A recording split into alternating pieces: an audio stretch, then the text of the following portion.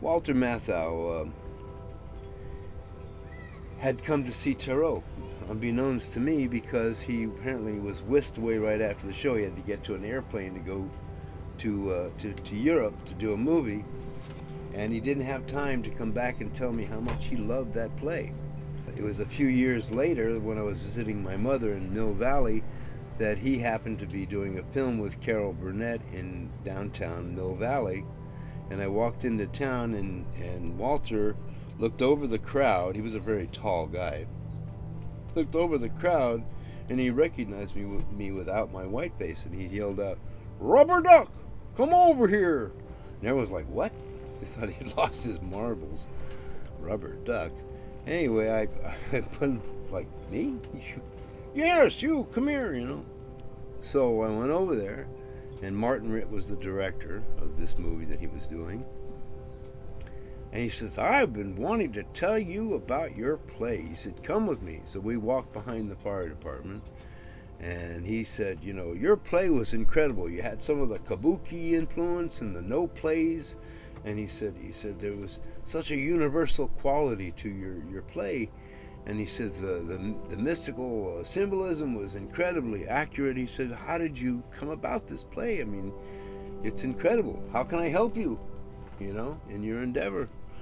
And I said, "Wow, I had no idea you even saw the play. Thank you, you know."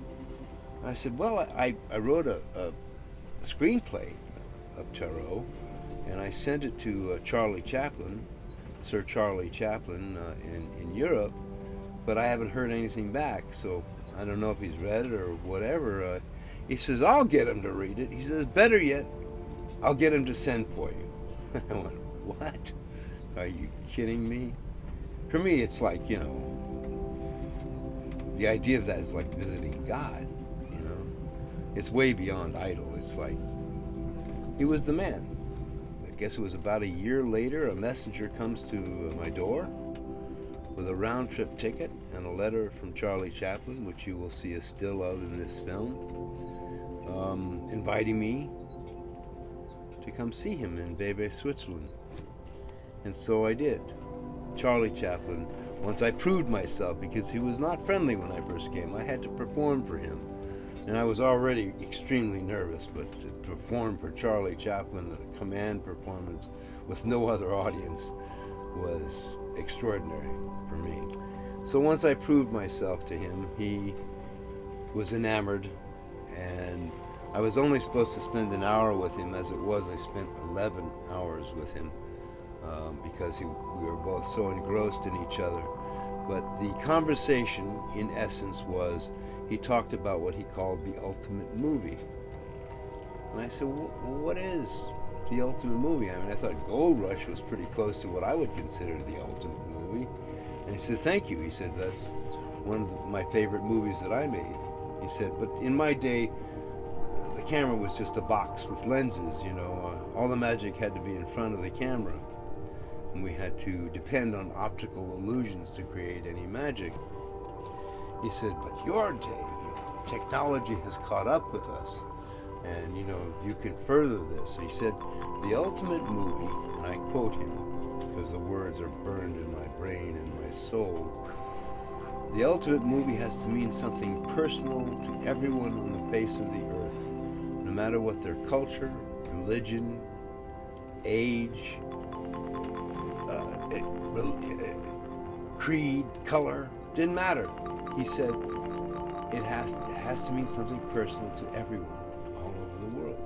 So therefore, the work has to have minimal dialogue and consummate music.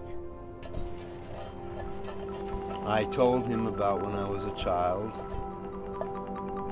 that I had a crazy mother, and he kind of related to that because he too had a crazy mother, and perhaps that was one of the reasons that we both were on the trail that we were, was because we needed refuge away from the insanity.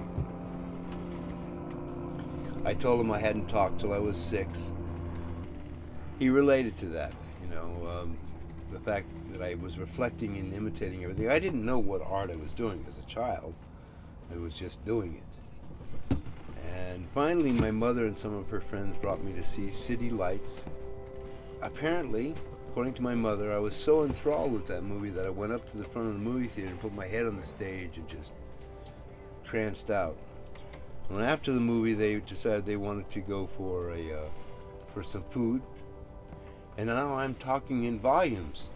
And they're all looking at me like, Joey, we thought you couldn't talk. Why didn't you speak?